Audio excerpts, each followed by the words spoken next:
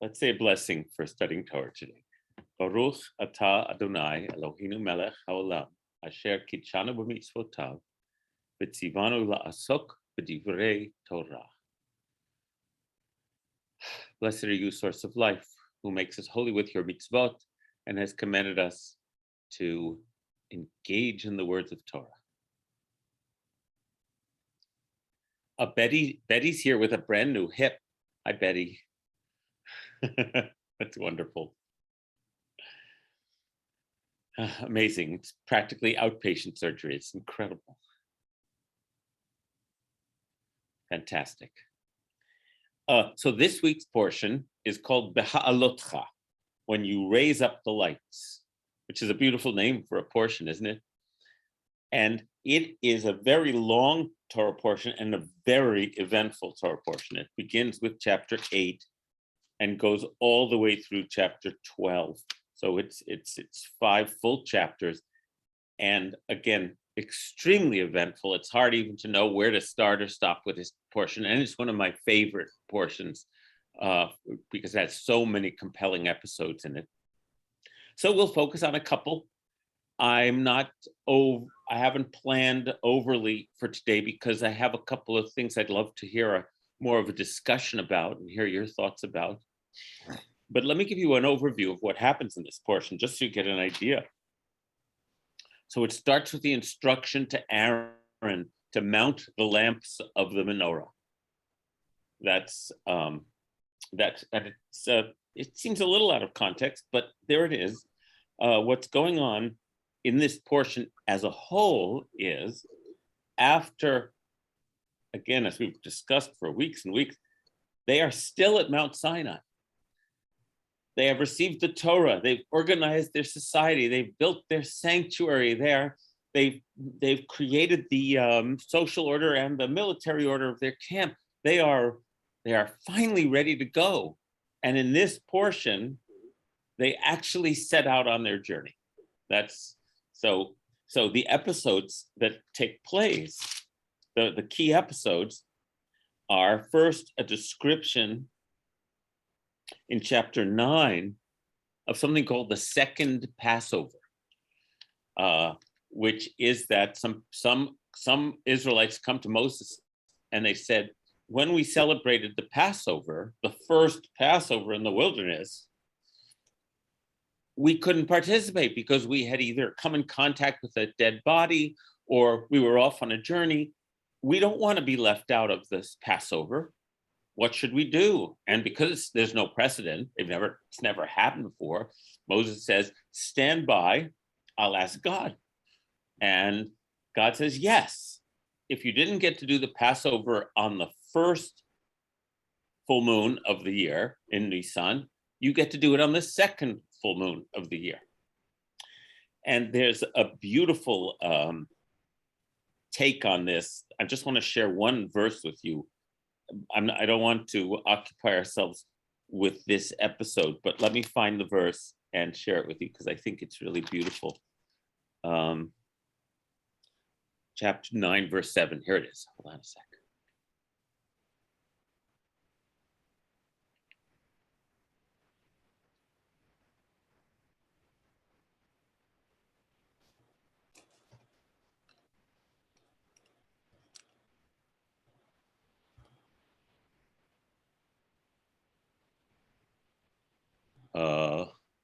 I must have that wrong for a sec. Here we go. Chapter 9, verse 10.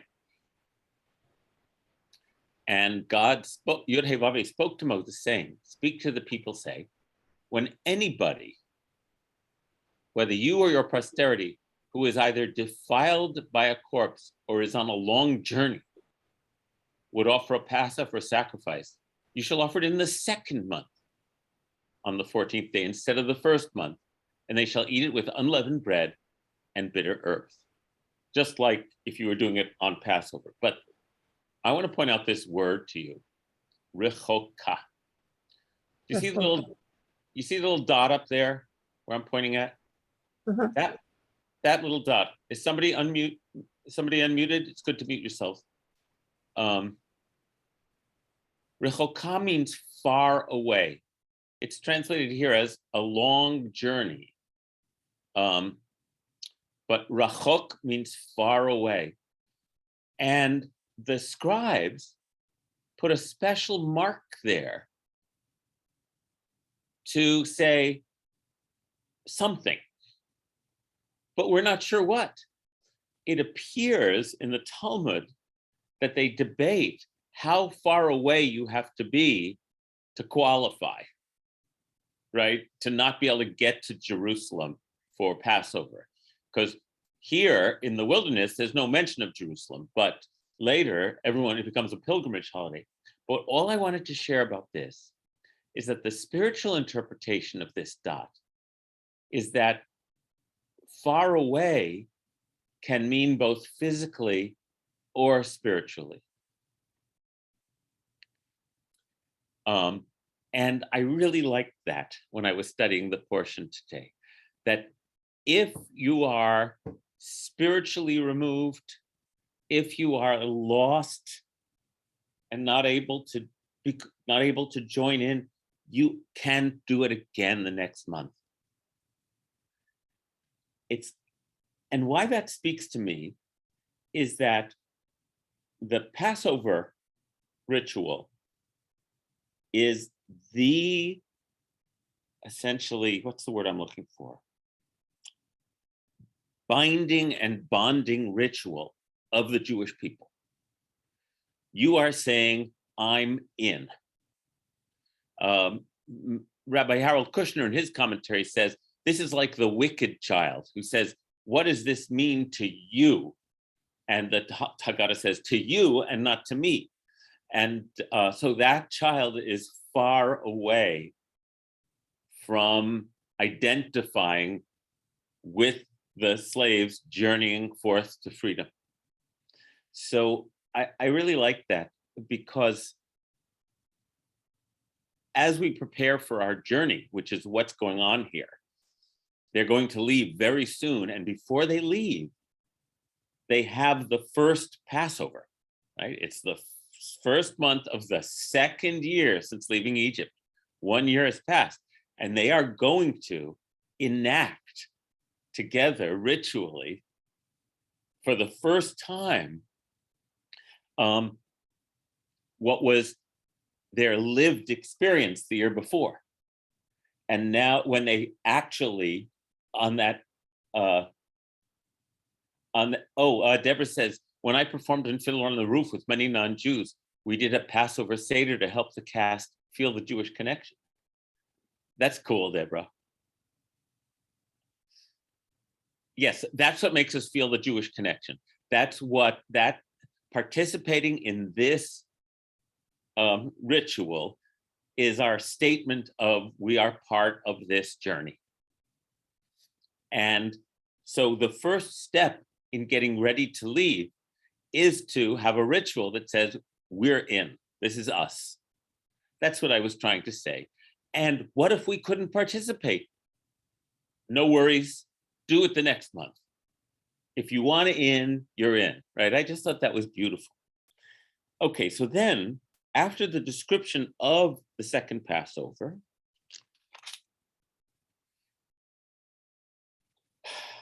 there's a description of the cloud, the fire cloud of the divine presence.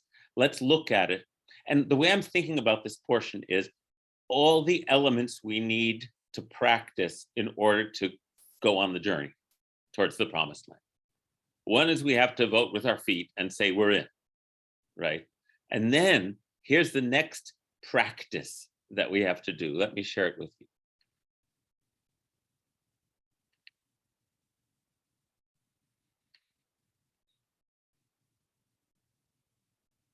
The next chapter.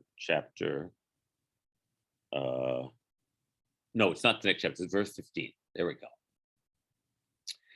On the day that the Mishkan was set up, the cloud covered the tabernacle, the tent of the pact. And in the evening, it rested over the tabernacle in the likeness of fire until morning. So remember, this is the divine presence, a cloud protecting by day, a fire illuminating and warming by night. So again, if we're hung up on anthropomorphic images of the divine, this is as unanthropomorphic as you can imagine. This is the metaphor of the divine presence as a protective cloud by day and as an illuminating fire by night. It was always so. The cloud covered it, appearing as fire by night. And whenever the cloud lifted from the tent, the children of Israel would set out accordingly. And at the spot where the cloud settled, there the Israelites would make camp. At a command of Yud-Heh-Vav-Heh, the Israelites broke camp, and at a command of Yud-Heh-Vav-Heh, they made camp. Okay, let's look at the Hebrew. Al-Pi. Okay, Peh is mouth. Al-Pi is at the word of, as it were. So command is it's a good choice, but we could also give it something a little less, this is a cloud, for goodness sake. This isn't like, now we have this image of something coming out of the mouth of life unfolding, of Yod-Heh-Vav-Heh. So it doesn't have to be a command. And I was looking at the Hebrew and thinking of a better way to translate that, given the metaphors that precede it. So at the word of, whatever al-pi means, out of the mouth of, something nice like that, that's not quite so linear. Out of the mouth of Yod-Heh-Vav-Heh, they made camp. They remained encamped as long as the cloud stayed over the tabernacle. When the cloud lingered for many days, the Israelites would not journey on. If it lingered for a few days, they would remain encamped until it would lift. If it just stayed one night, they would break camp and lift in the morning. Day or night, whenever the cloud lifted, they would break camp, whether it was 2 days or a month or a year. However long the cloud lingered over the tabernacle, the Israelites remained encamped and did not set out. And only when it lifted did they break camp. And again, tabernacle, we need a better word. Mishkan, the cloud of divine presence is over its dwelling place. So it dwells there until it's ready to set out and journey. On a sign from Yod-Heh-Vav-Heh, Al-Pi Adonai, out of the mouth of Yod-Heh-Vav-Heh, they would camp. Al-Pi Adonai Yisa'u, they would journey. At Mishmeret Adonai Shamaru, they would observe God's watches. Al-Pi Adonai, B'yad Moshe. Okay, as directed through Moses. So we heard that phrase, Al-Pi Adonai, at least 5 times in that section. If Adonai is not a commanding general up on a throne, because there's no evidence of it in this portion, God is a cloud or a fire. And I've talked about this before, but these are very compelling for me because a cloud is something you can perceive. It's there, but you can't have it, right? You can't grasp it. A fire, it's there. We know fire, right? It burns or it warms, it illuminates or it blinds. It's like, and we need it, and it is and you can't have it, you know. So Yod-Heh-Vav-Heh in this instance really has this image. Think of the clouds dying at the edges and reforming constantly. Think of flames lapping and then receding. This is life unfolding, right? For me, this is I am becoming. It's all of it, and it's nothing that is fixed, material, or something that you could make into an object to worship. It's like, I love these metaphors. And yet, Al-Pi, coming from its utterances, is something that we need to learn how to listen for.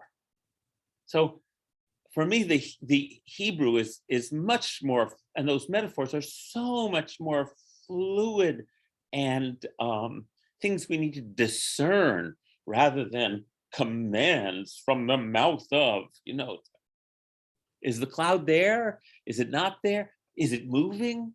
What, it's a whole different story. Ruth says an amorphous metaphor, and morph, right? Morph means form. Amorph is without form. Ruth says, this is so important a perspective. So often saying one feels cloudy or one feels foggy, it is said as derogatory, rather than understanding that it might be a message to stay still for a while. That's perfect, Ruth. If things are foggy or cloudy, it's not time to move, is it? Wait. Wait. That's kind of what I'm getting at. Well said. And by the way, Rabbi Tova Spitzer, when she met with us, she talked about the cloud and the fire because the cloud can also be a source of disorientation, darkness, unknowing, or it can be a sign of protection and shade and rain. It's another beautiful thing about this as a metaphor is that it's not just benign or just bad. Naomi says, I had a spiritual teacher who said confusion is an exalted state. If we can be with it, that's right. And Blaise says, great, it is a protection for the self that needs rest or inaction. This is where I wanted to go with you all. I really want your input today. And Abigail said, they're always changing. You probably did this as a child, and now I do it once in every long while. I would lie on the ground and watch the clouds. And I'd see things in them, and amazing to think about. Ellen Weaver says the Anan HaKavod is not the dark, cloudy stuff. Now, the cloud of glory, Anan HaKavod as it's known. On the one hand, Rabbi Ellen, on the other hand, when the people see the cloud of glory on the Mount Sinai, they're afraid of it. And only Moses walks into it. So even the cloud of divine glory bears some terror of thunder and lightning in it. I was thinking about that. Oh, that was Ellen Weaver. Yeah. So Ellen, that's what I was thinking about that.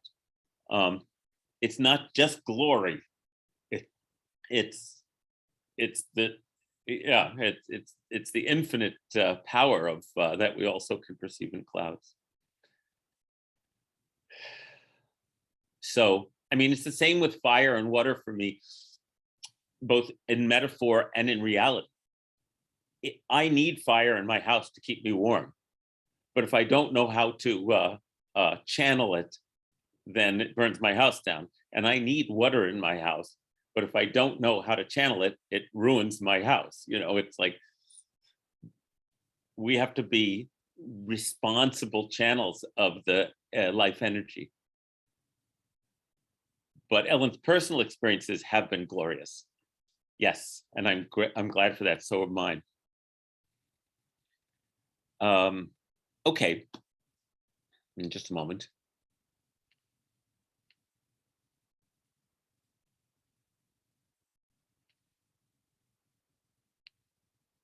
There we go.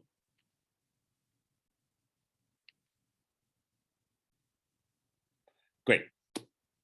Okay, so what I want us to think about, I've looked at clouds from both sides now, from up and down, and still somehow it's clouds, illusions I recall. I really don't know clouds at all. Wow, good. It's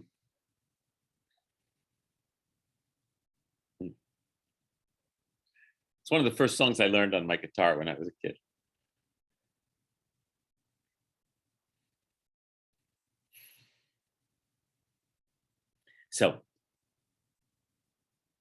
So we have, with this, instead of at the command of God, oh, the cloud lifted, let's go.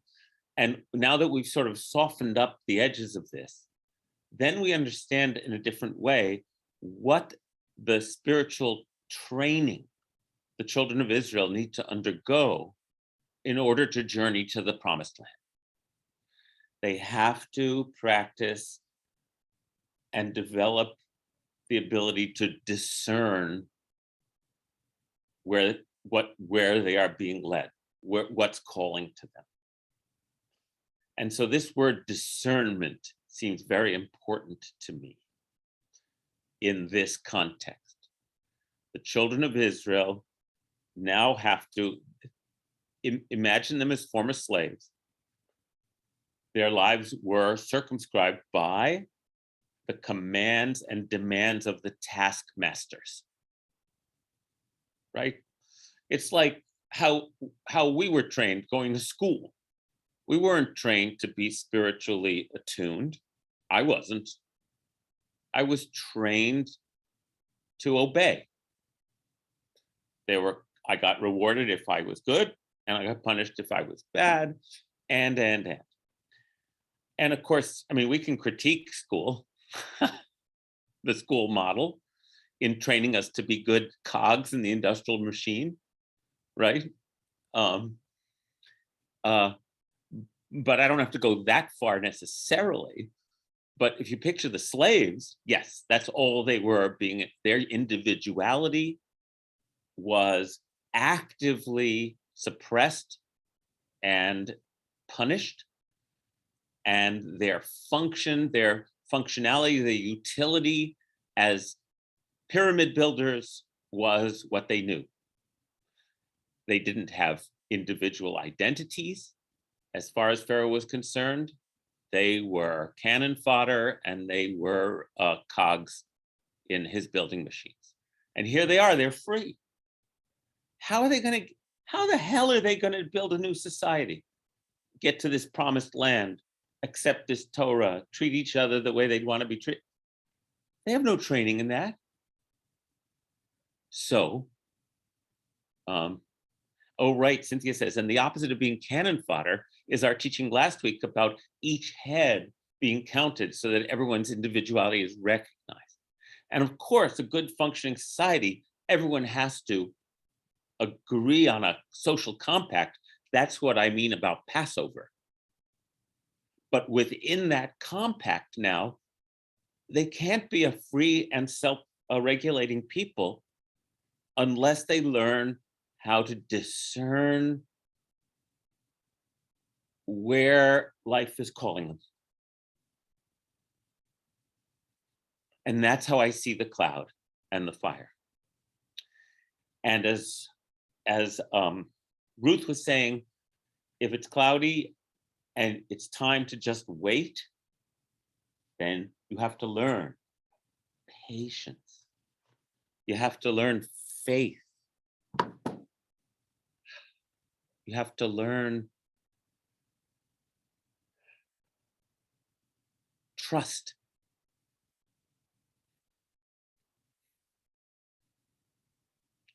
If the cloud lifts and it's time to go, you have to learn to get up and go. You have to learn it's time to move and go. You have to be brave. You have to be trusting. And all the time, you have to be tuned in to life unfolding. That's Yod Heh Vav Heh. Where am I being guided now? Reb Zalman liked to say, Hashem, how do you want to deploy me today? Because the military language also goes through this portion. They are in 12 camps. They have banners. They respond to martial trumpet calls, you know. So that's good too. There's a cloud, but there's also this sense of command. Good. How do you want to deploy me today? I love that question.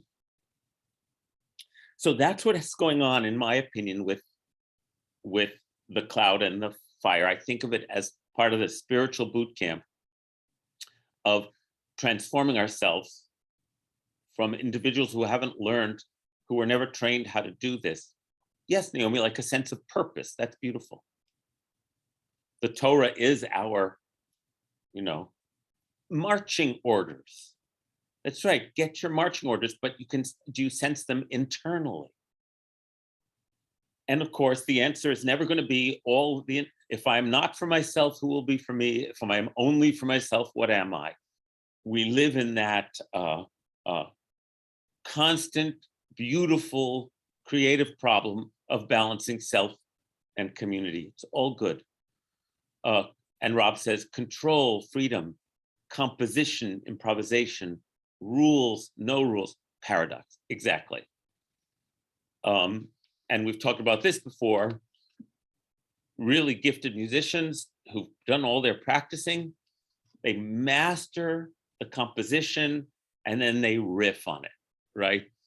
And so we want to be that good with life.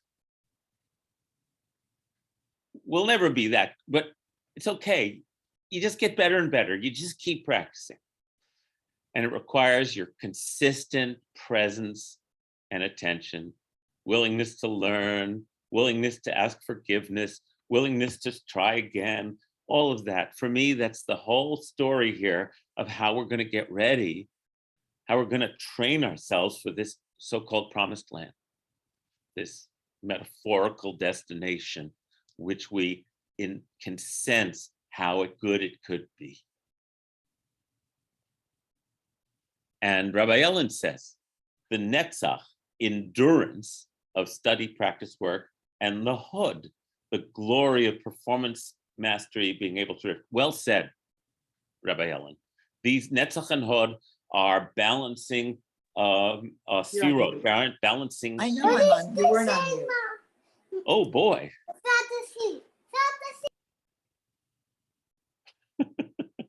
Someone's got a kid there. So yes, this is the balance that is expressed in Kabbalah. Beautiful, everyone. These comments are marvelous. Okay, so now let's go on to the next task that we have to practice. And well, there's a section about the silver trumpets. Oh, let's see, more comments. From Joan, we create based on history and experience. Artists do create new, but with the colors they find in nature. Thank you, John. Thank you. So then in chapter 10, it describes the trumpets called chatzotzrot.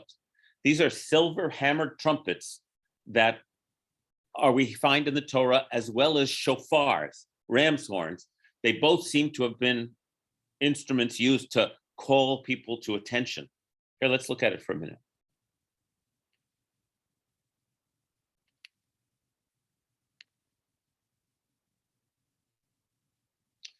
And Yod-Heh-Vaveh spoke to Moses, saying, have 2 silver trumpets made. Make them of hammered work. They shall serve you to summon the military bodies of the community. Now, our translator chose to do this. I understand why, but it doesn't say that in the Hebrew.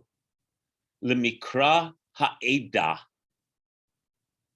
u'lemasa et hamachanot. To summon the community and to set the divisions in motion, the camps in motion. So I understand we don't have to read this in a martial sense necessarily. When both are blown in long blasts, the whole community shall assemble before you at the tent of meeting. If only one is blown, the chieftains shall assemble before you. And the word, tekiah. It's a word we know. Yitka'u, tak'u, tekiah. It's a long blast. But if you tekatem tru'ah, remember what tru'ah is? Da, da, da, da, da, da, da, da, the short blast. One of the things I love about this is that we've been doing this for so long, and we're still using the same calls. It's so beautiful. But if it's short blast, then the divisions on the east shall move forward. And the second short blast, those encamped on the south, etc. If you want to hakil et hakahal, if you want to invoke the entire community, you shall blow long blasts, not short ones.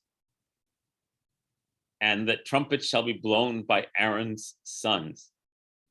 When you are at war, you shall sound the short blasts. But on your joyous occasions, you shall sound the long blasts, etc., etc. So I just wanted to share that with you. It's like I really like that. So they're getting ready to hear the and then it says in the second year, on the 20th day of the second month, which means after the second Passover. Remember the Passover we described earlier for those who missed it in the first month? Look what happened. The cloud lifted from the tabernacle of the pact. And the Israelites set out on their journeys from the wilderness of Sinai. The cloud came to rest in the wilderness of Paran. Oh, Naomi said, I love the senses of pomp with the get up and go. Truly a movement with organization and for a higher purpose. You're not repeating yourself. It's really good that you're sharing your thoughts in this way. Yes, there's something very, we're organized, we're ready, we did it. Time to move on. It's a beautiful moment. And the gravitas, thank you, Naomi. Vayis'u barishona al pi Adonai biyad Moshe. When the march was to begin, out of the mouth of Yod He Vav He, biyad Moshe, in the hand of Moses. That's the literal meaning of those words, mouth and hand. And here we go. The first degel, the first flag, standard to set out, troop by troop, was the division of Judah. And in command of its troops was Nachshon, son of Aminadav. So because Nachshon is the leader of the forward guard, that's why Nachshon gets singled out in the Midrash as the one who went into the Red Sea first, if you recall that Midrash. And by the way, tomorrow night, Nathan and Lori's son, Matt, and his lovely wife, Gabby, have a little boy named Nachshon. They named him Nachshon because of this story. And we're going to officially give him his name at services tomorrow night. So I thought, once again, the timing is in God's hands. You know, that little Nachshon is coming. They happen to be in from Miami, and they happen to be here on the Shabbat when Nachshon leads the people on their journey. I think that's just beautiful. And then it lists all of the troops, all 12, and then the Levites carrying their holy stuff. And so the whole stately procession, I'm going to skip this part.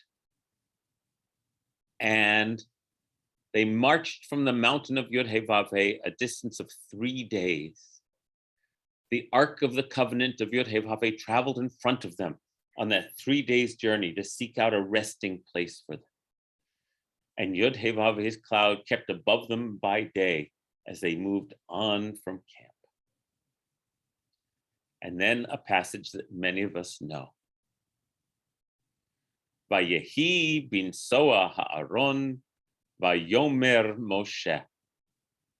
Vayehi bin Soa Ha'aron Vayomer Moshe.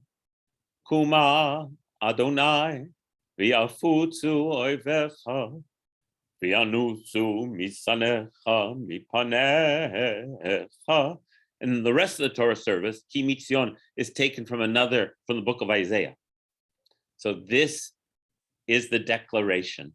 When the ark was to set out, Moses would say, advance, O Yod He Vav He. May your enemies be scattered and may your foes flee before you. And that passage comes into our prayer book as what we say whenever we open the ark, to take out the Torah.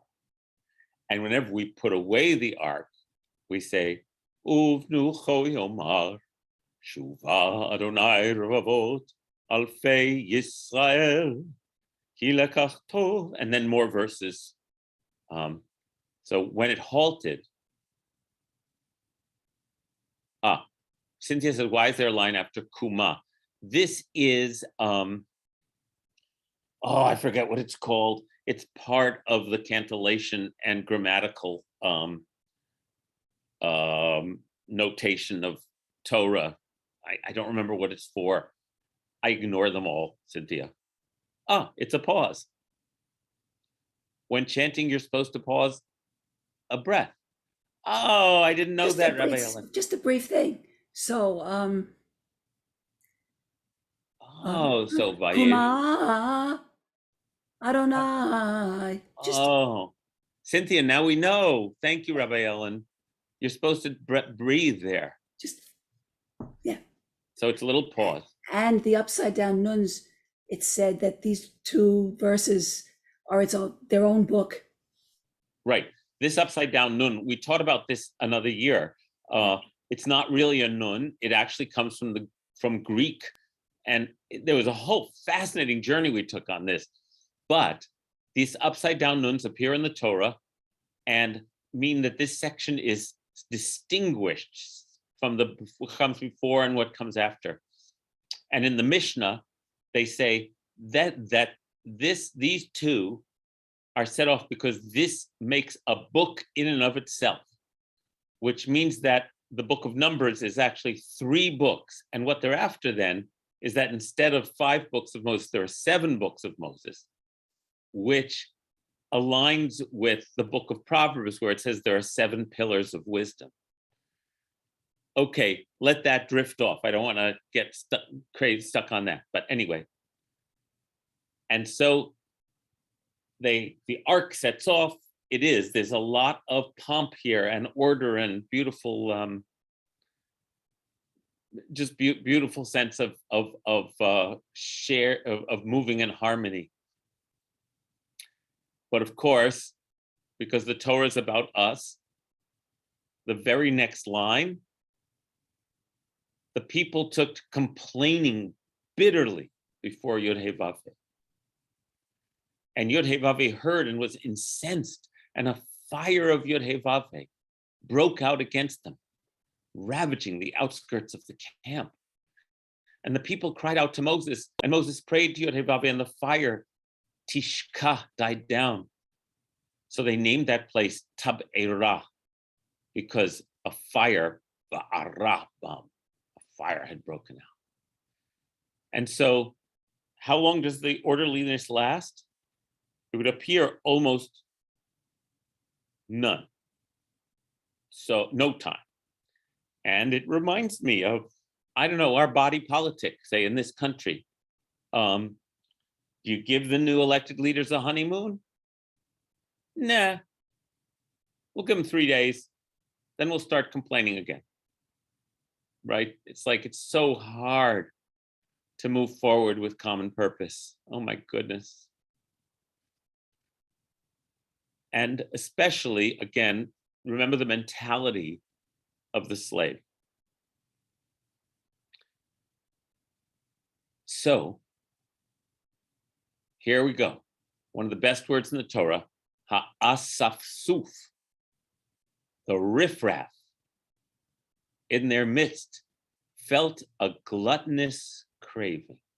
Hit avu ta'ava. You could also translate it as craved a craving. Okay, think about this. I'm going to try to articulate this.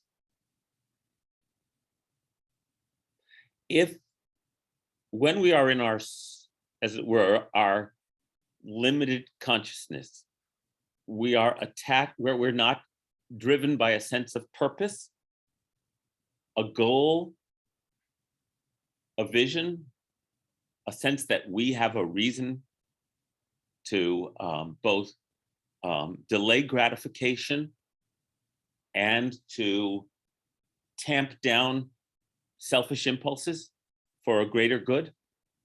If we don't have that, and why would the slaves have that capability? Why would they have been trained in any way to delay gratification if they were finally free? Why wouldn't they gluttonously crave? Right? If we're in that small consciousness, then we are driven by our cravings. In fact, we think that craving itself is the reason, is what gives life purpose.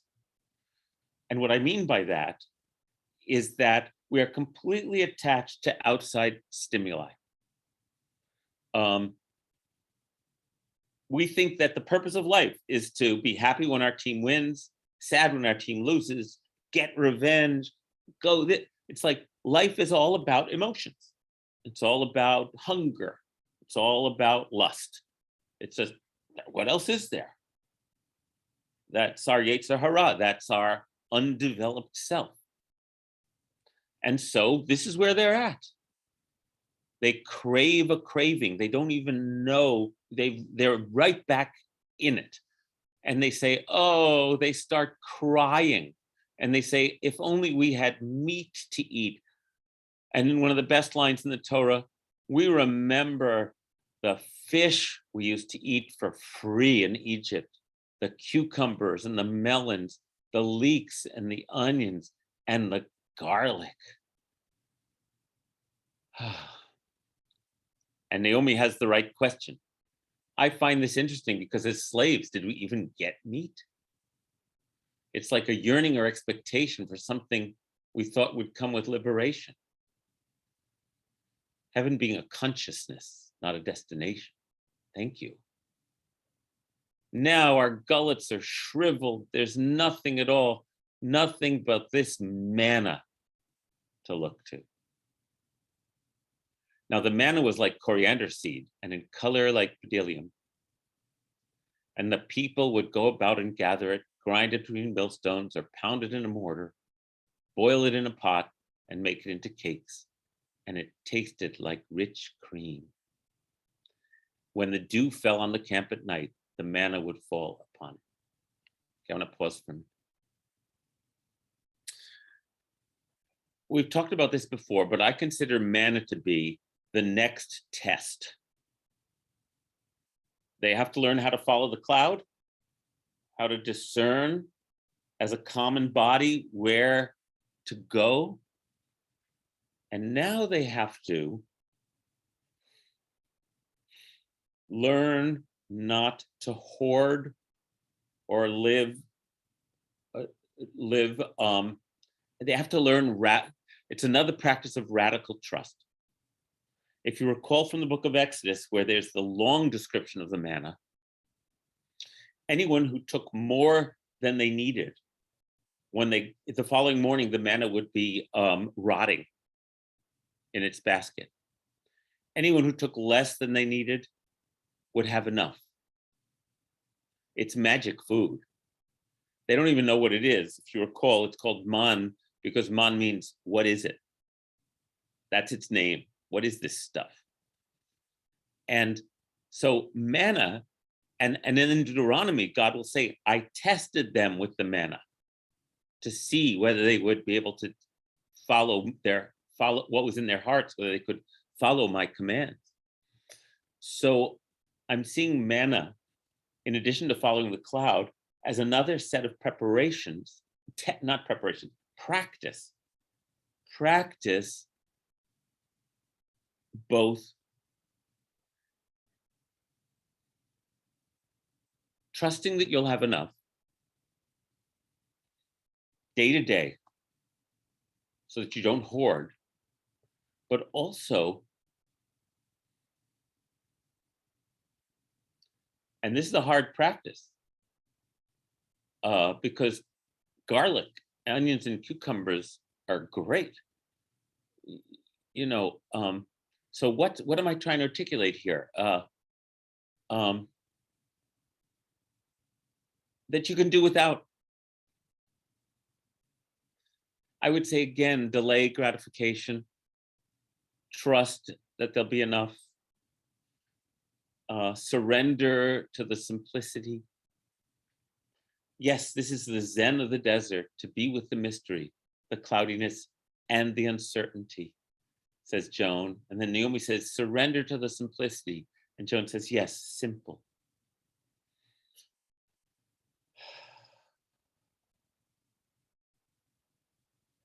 Certainly, this is what monastic and traditions do. They keep it simple. I'm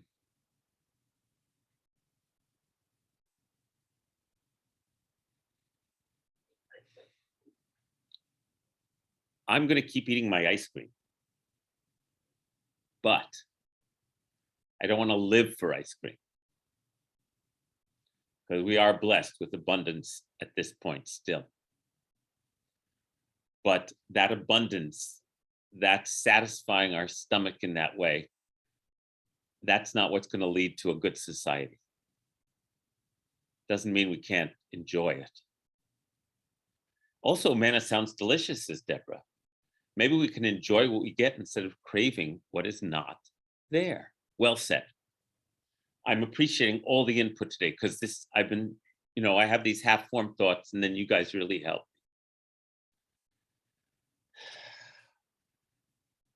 Good.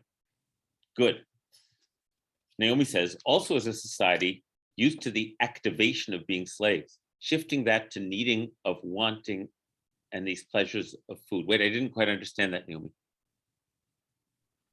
Like, they're so used to their nervous systems being activated and in that mode that then it was like shifted to just all these wants and desires, because things were simple, everything was provided for, they had clear boundaries. Does that make sense? They have to learn, and they lived in that activated state, where their lives were determined almost by outside forces, and they were all they could do was react and survive and keep their heads down.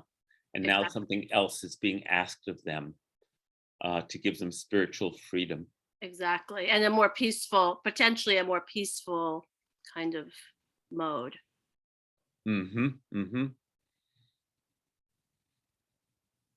Oh, people are writing wonderful things in here. Let's see.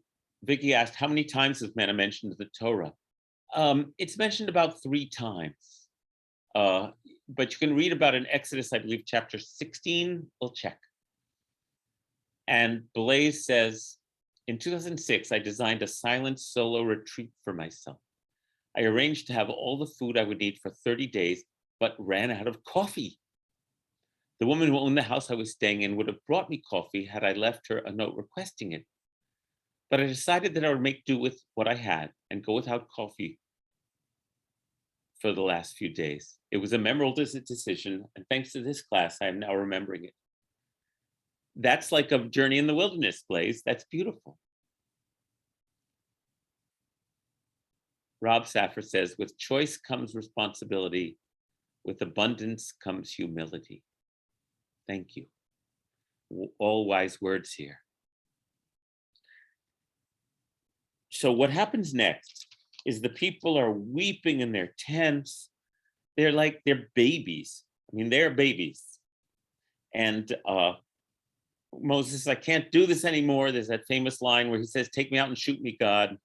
This is it. And God says, look, I'll help you.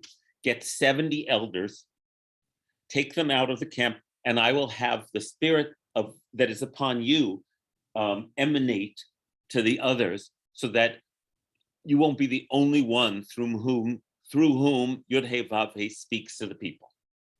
This is big. Talk about preparing for a society that can function. If the voice, if the divine the divine voice only comes through Moses's hand, how's it ever going to work? And so the 70 elders go out of the camp. Here, let's look at that passage. This will be the last one we see today. We're in chapter 11.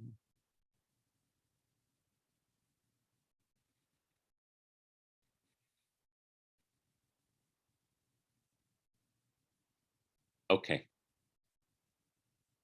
He gathered 70 of the people's elders and stationed them around the tent. Vayered Yod-Heh-Vaveh ba'anan. Yod-Heh-Vaveh came down in a cloud, and speaking to him, Yod-Heh-Vaveh drew upon the spirit that was on Moses and put it upon the 70 participating elders. And when the spirit rested upon them, they spoke in ecstasy, but did not continue. Velo yasafu, it's ambiguous. Velo yasafu could mean, and they did not stop. So it's not clear what this line means. And two of the participants, one named Eldad and the other Medad, they had remained in camp. They hadn't gone to the tent, yet the spirit also rested on them. They were among those recorded, but they had not gone out to the tent, and they spoke in ecstasy in the camp. And an assistant ran out to Moses and said, Eldad and Medad are acting the prophet in the camp. And Joshua, the son of Nun, Moses' attendant from his youth, spoke up and said, my Lord Moses, you must stop them. And Moses, in this most famous line, says, but Moses said to him, are you angry on my account? Would that all of Yod-Heh-Vaveh's people were prophets, and that Yod-Heh-Vaveh would put the divine spirit upon all of them.